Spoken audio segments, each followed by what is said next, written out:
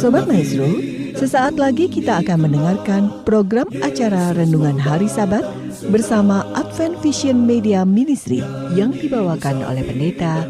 Selamat mendengarkan. Yesus mau datang segera.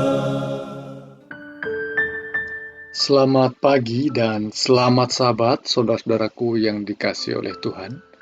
Salam sejahtera buat kita semua, para pendengar Maestro, dan saudaraku yang saat ini sedang bergumul oleh karena kita sedang di dalam pandemi yang belum berakhir juga. Saudaraku, saya bersama Pendeta Cucu Elia, kita akan merenungkan firman Tuhan yang saya beri judul Dasar Pengharapan. Ayatnya terdapat dalam Roma 4 ayat 18. Sebelumnya mari kita akan berdoa. Bapa yang penuh kasih, kami datang berdoa di pagi hari ini memohon berkat, memohon tuntunan Roh Kudus, agar kami boleh mengerti jalan-jalan Tuhan, dan kami beroleh kekuatan dari Tuhan untuk menghidupkan sesuai dengan pengajaran Tuhan. Terima kasih untuk perlindungan Tuhan sepanjang malam. Demikian juga perlindungan Tuhan menjadi bagian kami sepanjang hari ini. Dalam nama Yesus Kristus kami berdoa. Amin. Saudara-saudaraku sekalian yang dikasihi oleh Tuhan, apa dasar pengharapan kita?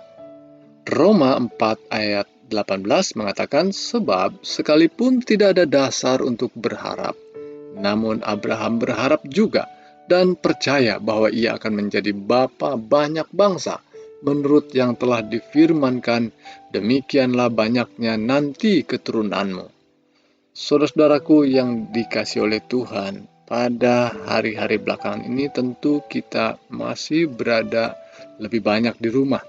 Oleh karena program pemerintah kita, PPKM, yakni pemberlakuan pembatasan kegiatan masyarakat, yang sering disingkat dengan PPKM. Ada banyak kegiatan-kegiatan kita yang khususnya non-esensial harus dikerjakan dari rumah, dan bahkan khususnya jalan-jalan yang secara khusus ditutup oleh pemerintah supaya kegiatan masyarakat memang harusnya ditunda, harusnya dikerjakan di rumah. Dan ada banyak di antara kita yang mungkin terganggu untuk hal itu. Tapi saudaraku, mari kita bersabar untuk hal itu. Mari kita kerjakan dengan sekuat tenaga semampu kita, agar kita dapat bertahan dan iman kita terus bertumbuh untuk mengandalkan Tuhan, bertahan hidup sampai kita terus berkarya bagi kemuliaan Tuhan. Saudaraku sekalian, ayat firman Tuhan kita pada pagi ini berbicara tentang bagaimana seorang yang berharap kepada Allah tanpa satu dasar. Apa yang dimaksudkan? Yaitu Abraham, oleh janji Tuhan akan diberikan keturunan, namun dia melihat apa yang dinyatakan Tuhan itu sesuatu yang mustahil dapat terjadi, sebab dia berpikir dia sudah sangat tua dan khususnya istrinya juga sudah tua. Rasanya tidak mungkin dia bisa mengandung, dan barangkali dalam konsep pemikiran modern sekarang ini dia sudah mandul, sudah menopause yang tidak memungkinkan dia untuk mengandung kembali. Jadi ketika Tuhan mengatakan berulang kepada dia bahwa dia akan mendapat keturunan, itulah janji Tuhan. Dia tidak percaya nampaknya, dan dia berusaha untuk mewujudkan itu dengan caranya sendiri. Dan saudaraku sekalian, kinilah ayat itu sungguh bermakna, bahwa Abraham mau berharap sekalipun tidak ada dasar untuk berharap. Saudaraku yang dikasihi Tuhan, mari kita lihat bahwa janji-janji Tuhan itu seringkali tidak ada dasar supaya kita mengimaninya. Tidak ada dasar untuk mengimani bahwa itu akan terwujud sesuai dengan apa yang dikatakan Tuhan. Dalam pemikiran manusia, dalam pemikiran lahiriah kita tidak melihat bahwa janji-janji itu dapat terpenuhi. Namun saudaraku sekalian, mari kita belajar untuk percaya bahwa perkataan Tuhan sungguh ajaib. Dia dapat melakukan segala sesuatu tanpa harus ada dasar yang dibangun oleh pemikiran manusia. Saudaraku, maka ayat ini saya ingin mengajak pemikiran kita pada sebuah cerita yang juga memiliki konsep yang sama dengan cerita ini. Dalam cerita Daniel, dalam kitab Daniel pasal yang ke-6, ada sebuah cerita yang menarik. Bahwa ada seorang raja yang sedang memimpin saat itu, kerajaan Media Persia yang dipimpin oleh Raja Darius. Dan Raja Darius oleh karena jebakan dari para wakil raja dan para menteri dan bupati yang bermufakat untuk menjebak dia dengan satu harapan bahwa bisa menjebak Daniel untuk disingkirkan dari pemerintahan. Kelihatannya mereka iri, cemburu dengan kedudukan Daniel yang adalah seorang tahanan harusnya. Dikatakan dalam Daniel pasal 6 ayat 8, semua pejabat tinggi kerajaan itu, semua penguasa dan wakil raja, para menteri dan bupati telah mufakat supaya dikeluarkan kiranya suatu penetapan raja dan ditetapkan suatu larangan agar barang siapa yang dalam 30 hari menyampaikan permohonan kepada salah satu dewa atau manusia kecuali kepada tuanku, ya raja, maka ia akan dilemparkan ke dalam gua singa. Saudaraku sekalian, raja mendengar usulan daripada para wakil raja dan orang-orang yang kompeten, ya, para pejabat ini. Rasanya usulan itu usulan yang baik sekali dan sangat mengagungkan dia. Dia sangat dihormati, dia sangat ditinggikan. Wah, rasanya ini usulan undang-undang yang paling bagus. Ditetapkanlah. Namun setelah ditetapkan, dia lupa bahwa ada sahabatnya yang sangat diharapkan dalam pemerintahannya dan bahkan sungguh dipakai dia untuk mengerjakan banyak hal. Orang ini adalah tangan kanan bahkan daripada Raja Darius. Dia adalah seorang pendoa yang tidak bisa dihentikan oleh peraturan itu. Maka dalam pasal 6 ayat 11 dikatakan, demi didengar Daniel. Ketika Daniel mendengar ketetapan itu, bahwa surat perintah itu telah dibuat, pergilah ia ke rumahnya. Dalam kamar atasnya ada tingkap-tingkap yang terbuka ke arah Yerusalem. 3 kali sehari ia berlutut, berdoa serta memuji Allahnya seperti yang biasa dilakukannya. Saudaraku, apa yang dilakukan Daniel adalah satu tindakan yang melanggar undang-undang, yang melawan undang-undang yang ditetapkan oleh raja yang telah diusulkan tadi, yang sudah ditetapkan pada akhirnya. Namun Daniel tetap pergi untuk berdoa. Larangan itu adalah larangan yang luar biasa. Tidak boleh ada yang orang berdoa, tidak boleh ada yang memohon kepada dewanya, kepada Allahnya, kecuali kepada raja selama 30 hari. Daniel mungkin setelah mendengar itu bisa saja oleh karena ancaman maut, dia bisa saja berhenti berdoa untuk 30 hari. Atau mungkin dia berdoa di kamarnya, supaya tidak kelihatan oleh orang. Tetapi Daniel sungguh tetap menunjukkan sikapnya, tetap berdoa ke arah Yerusalem di tingkap-tingkap yang terbuka sehingga orang dapat melihatnya. Dan bahkan dia lakukan 3 kali sehari. Saudaraku, dia terus menunjukkan sikapnya untuk berdoa sebagaimana dia sudah lakukan. Saudaraku, ada satu perkara yang kita mungkin mempertanyakan. Ketika ada tekanan untuk berdoa, apakah kita masih mau melakukan doa? Sedangkan sementara tidak ada tekanan pun, kita mungkin sudah lalai. Bahkan sedang menghadapi pandemi seperti yang kita alami, mungkin kita juga masih malas berdoa. Apalagi kalau sudah dilarang. Wah, mungkin ya lebih baik saja mungkin tidak berdoa lagi. Namun saudaraku sekalian, bukan itu umat Tuhan. Bukan itu yang Daniel lakukan. Daniel tetap berdoa. Pertanyaan saudaraku sekalian adalah, kenapa Daniel harus berdoa 3 kali sehari? Dan mengapa Daniel berdoa ke arah Yerusalem? Apakah ini bisa dijadikan sebuah ajaran atau doktrin di gereja? Bahwa kalau kita berdoa harus menghadap kepada kiblatnya. Di mana kiblatnya? Yaitu ini Yerusalem. Apakah seperti itu? Mungkin ada orang berpikir seperti itu karena ada ayatnya. Ya. Lalu berdoa itu wajib 3 kali sehari. Ya. Seperti yang dilakukan Daniel. Saudaraku sekalian, mari kita telusuri apa yang dimaksudkan dari cerita ini. Ya, ini adalah bentuk cerita. Kita harus memahami sesuai konteksnya apa yang sesungguhnya dilakukan Daniel. Sehubungan dengan tema atau judul yang saya bawakan, dasar pengharapan, apa dasarnya Daniel melakukan itu? Supaya kita memahami dan mendapatkan berkat dari cerita ini. Daniel pasal 9, mari kita lihat Daniel pasal 9 ayat 1. Dikatakan demikian. Pada tahun pertama pemerintahan Darius, anak Ahasuerus. Jadi ini cerita yang sama, ya, atau latar belakang yang sama. Menyebut kata nama Darius berarti pasal 6 dan pasal 9 ada cerita yang sama, ya, background yang sama. Sekali lagi, pada tahun pertama pemerintahan Darius, anak Ahasuerus, dari keturunan orang Media yang telah menjadi raja di atas kerajaan orang Kasdim. Dia menjadi raja untuk Media dan Persia.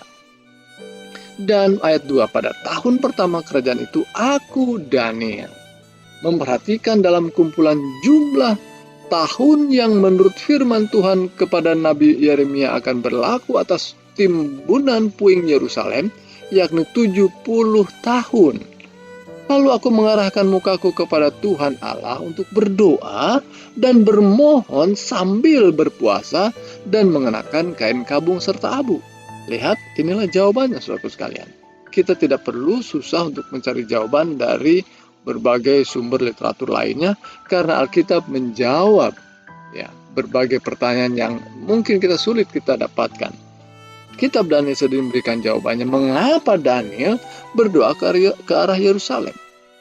Sebab rupanya dalam konteks pemikirannya ada janji Tuhan bahwa ketika bangsa Israel ditawan ke Babylon, dan Babylon pun sudah diruntuhkan, berganti kerajaan dengan kerajaan Persia dan Media, namun janji Tuhan tetap pasti menurut apa yang diimani oleh Nabi Daniel, bahwa Nabi sebelumnya pernah menyampaikan nubuatannya, yaitu Nabi Yeremia, bahwa sekalipun mereka akan ditawan oleh bangsa yang lain, oleh karena kebebalan mereka, kedegilan hati orang Israel, Tuhan akan membawa kembali mereka ke Yerusalem, membawa mereka pulang ke Yerusalem dan membangun kembali puing-puing Yerusalem, dan khususnya membangun bait suci, tempat mereka berdoa. Saudaraku sekalian, maka jelaslah doa Daniel itu adalah doa yang dilakukannya berdasarkan nubuatan, berdasarkan janji Tuhan bahwa mereka akan kembali ke Yerusalem.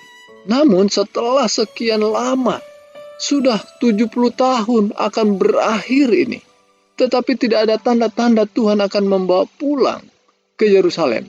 Mereka masih dijajah oleh bangsa yang lain.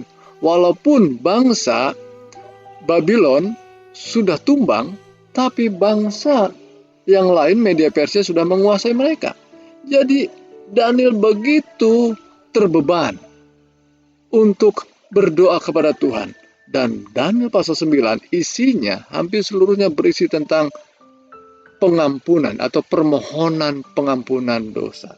Tuhan ampuni dosa para pemimpin kami. Tuhan ampuni para imam-imamnya. Tuhan ampuni para pejabat kami. Tuhan meminta pengampunan. Daniel meminta pengampunan kepada Tuhan. Dan ia sungguh diyakinkan dengan nubuatan, karena memang Tuhan akan kembali. Tuhan akan membawa mereka kembali ke Yerusalem. Saudaraku, inilah doa Daniel. Sampai dia harus sebutkan itu 3 kali sehari. Barangkali doanya sama. Kok doanya sama itu saja? Kenapa dia nggak bosan menyampaikan doa yang sama? Saudaraku, mungkin kita sedang berdoa untuk beberapa nama. Ya, setiap pagi doa disebutkan nama itu, minta kesembuhan, tetapi rupanya tidak sembuh-sembuh juga. Apakah kita tidak bosan menyebutkannya? Ya. Tuhan sungguh mendengar seru kita, dan Tuhan mendengarkan dan rindu untuk menjawab doa-doa yang kita sampaikan. Dan kita tidak perlu bosan menyampaikan doa yang sama, saudaraku sekalian.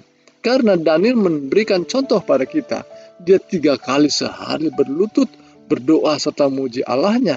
Dan pokok doanya, lihat, sesuai dengan janji Tuhan, dia minta untuk kembali ke Yerusalem, bangsanya boleh dipulangkan untuk membangun kembali timbunan puing Yerusalem. Saudara-saudara yang dikasihi oleh Tuhan, dasar pengharapan. Ketika katanya Abraham itu tidak ada dasar untuk berharap, tetapi dia berharap juga dan percaya. Demikian juga cerita Daniel, lebih-lebih Daniel.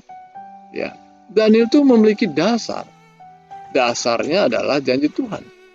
Abraham dasarnya apa? Secara lahiriah tidak ada dasar, tetapi dia memiliki dasar yang dibangun hanya oleh janji Tuhan. Firman itu yang dipakai sebagai dasarnya. Demikian halnya juga Daniel. Nabi Daniel melihat ada janji Tuhan, ada firman Tuhan, sehingga dia tetap berharap. Dalam doanya dia mengimani bahwa tidak ada sesuatu yang mustahil bagi Tuhan.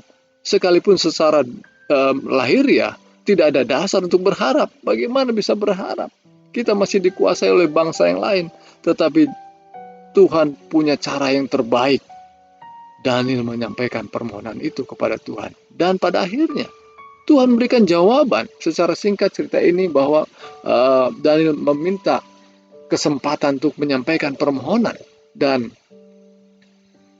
Daniel bersama dengan bangsanya akhirnya Tuhan izinkan kembali ke Yerusalem oleh pertolongan dari hamba Tuhan sendiri, yaitu Raja Darius. Mereka boleh kembali. Saudara dikasihi oleh Tuhan, luar biasa. Inilah yang dimaksudkan pengharapan. Inilah dasar pengharapan. Dasar pengharapan bukan hal-hal yang secara lahiriah. Dasar pengharapan kita adalah sesuai dengan janji firman Tuhan. Maka dikatakan oleh firman Tuhan dalam Roma pasal 5 ayat 4 dikatakan, ketekunan menimbulkan tahan uji. Ya. Dan tahan uji menimbulkan pengharapan. Saudaraku, betapa Nabi Daniel, seorang yang tekun untuk berdoa. Dan bahkan ujian luar biasa. Ujian yang menantang nyawa dia. Kalau dia lakukan terus berdoa, berharap kepada Tuhannya, dia akan terancam kematian. Dan benar, dia harus dibuang ke gua singa. Dan di gua singa itu bukan pernah ada orang yang mendapat mujizat. Tidak pernah ada orang yang keluar hidup-hidup. Sehingga kematian sudah pastilah menjadi bahagianya. Tidak ada sesuatu untuk berharap. Maka, saudaraku, benar firman Tuhan katakan, ketekunan menimbulkan tahan uji. Dan tahan ujinya daripada Nabi Daniel menimbulkan pengharapan. Pengharapan yang luar biasa. Maka kalau ada ayat mengatakan, demikianlah tinggal ketiga hal ini, 1 Korintus 13 ayat 13, yaitu iman, pengharapan, dan kasih. Dan yang paling besar diantaranya ialah kasih. Maka saudaraku sekalian, walaupun dikatakan benar yang paling besar itu adalah kasih, namun tidak mungkin dipisahkan dengan yang lainnya. Karena kasih haruslah didasarkan oleh pengharapan yang benar. Dan pengharapan yang benar didasarkan pada iman yang benar pula. Maka iman, pengharapan, dan kasih ada satu paket yang tidak dapat dipisahkan. Kemudian Roma pasal 5 ayat yang kelima ayat selanjutnya. Dan pengharapan itu tidak mengecewakan. Dan rupanya saudaraku sekalian, ada banyak pengharapan-pengharapan dunia yang orang menyebutkan istilahnya PHP. Hanya pengharapan sia-sia saja. Ya. Tapi pengharapan yang didasarkan oleh janji firman Tuhan adalah pengharapan yang tidak mengecewakan. Karena kasih Allah telah dicurahkan di dalam hati kita oleh Roh Kudus yang telah dikaruniakan kepada kita. Roh Kudus yang menuntun kita untuk berdoa, dan doa kita bukan doa untuk kepentingan diri sendiri. Doa-doa kita adalah doa untuk kepentingan Tuhan, untuk kepentingan banyak orang, bukan untuk kepentingan diri kita sendiri. Maka ayat ini mengatakan pengharapan tidak mengecewakan, karena dasarnya adalah janji firman Tuhan. Kemudian dalam 1 Petrus 1 ayat 13, sebab itu siapkanlah akal budimu, waspadalah dan letakkanlah pengharapanmu seluruhnya atas kasih karunia yang dianugerahkan kepadamu pada waktu penyataan Yesus Kristus. Apa artinya penyataan Yesus Kristus? Pada waktu kedatangan Yesus Kristus tidak akan mengecewakan, sebab pengharapan kita adalah pengharapan yang didasarkan pada kebenaran firman Tuhan, janji-janji firman Tuhan, atas kasih karunia yang dinyatakan dalam firman Tuhan. Maka ayat-ayat firman Tuhan dalam Alkitab begitu banyak sekali. Saya mendapati banyak sekali kata pengharapan yang diwujudkan, dinyatakan oleh hamba-hamba Tuhan dalam kitab perjanjian lama maupun perjanjian baru. Karena kita memang hidup oleh karena pengharapan. Jika kita tidak memiliki pengharapan, tidak ada satu semangat apapun yang kita dapat miliki. Kita dapat bertahan hidup karena memiliki pengharapan. Saudaraku sekalian, sungguh pandemi yang memasuki tahun yang kedua ini begitu memenatkan kita. Kita harus, khususnya di minggu-minggu terakhir ini, kita harus menjalani PPKM, pembatasan bagi kegiatan-kegiatan kita. Dan seolah-olah mungkin kita tidak memiliki pengharapan. Namun bagi orang-orang yang percaya kepada Yesus Kristus, mari saudaraku sekalian, dalam Ibrani pasal 10 ayat 23, marilah kita teguh berpegang pada pengakuan tentang pengharapan kita. Sebab Ia yang menjanjikannya setia. Sebab Ia, Yesus Kristus, yang menjanjikannya setia pada janjinya, setia pada perkataannya. Ibrani 6 ayat 19 mengatakan, pengharapan itu bagaikan sauh, bagaikan sebuah jangkar yang kuat. Dalam satu gelombang yang besar, gelombang kehidupan kita, pengharapan itu bagaikan sebuah jangkar yang kuat dan aman bagi jiwa kita, yang telah dilabuhkan sampai ke belakang tabir, artinya sampai ada dalamnya sebuah lautan. Jangkar itu bisa menjangkau dasarnya sehingga kapal dapat berdiri dengan kuat atau berlabuh dengan kuat. Itulah gambaran tentang pengharapan. Pengharapan bagaikan sauh yang kuat. Ibrani pasal 6 ayat 19. Dan saudara yang dikasih oleh Tuhan, sebagaimana cerita Daniel, sebagaimana cerita Abraham, sebagaimana banyak cerita yang dinyatakan dalam Alkitab. Sebuah pernyataan Alkitab untuk memberi pengharapan pada kita. Bahwa ketika mereka boleh berharap, bahwa kita pun dapat memiliki pengharapan yang sama atas janji-janji firman Tuhan. Inilah doa dan pengharapan kami. Mari kita sampaikan dalam doa. Bapa yang penuh kasih, kami ucap syukur untuk berkat firman Tuhan. Untuk kami boleh memahami jalan-jalan Tuhan. Untuk kami boleh memiliki pengharapan oleh janji-janji yang benar dalam firman Tuhan. Dan Tuhan memberkati kiranya pergumulan kami saat ini ketika kami harus menjalani masa pandemi ini. Ada banyak saudara kami yang saat ini Tuhan izinkan beristirahat. Ada banyak saudara kami yang saat ini dalam keadaan sakit. Kami tidak sebutkan satu persatu Tuhan, tetapi kami mohon jamahan tangan Tuhan, memberi kekuatan, memberi kesanggupan, memberikan iman yang teguh, agar mereka berharap kepada Tuhan, yang adalah sumber satu-satunya kekuatan dan kesembuhan. Inilah doa kami Bapa. Kami mohon berkat dan kami menyambut berkat sepanjang sabat ini, dalam ibadah, dalam kegiatan rohani, untuk kami semakin dipulihkan. Di dalam nama Yesus Kristus kami berdoa dan mengucap syukur. Amin.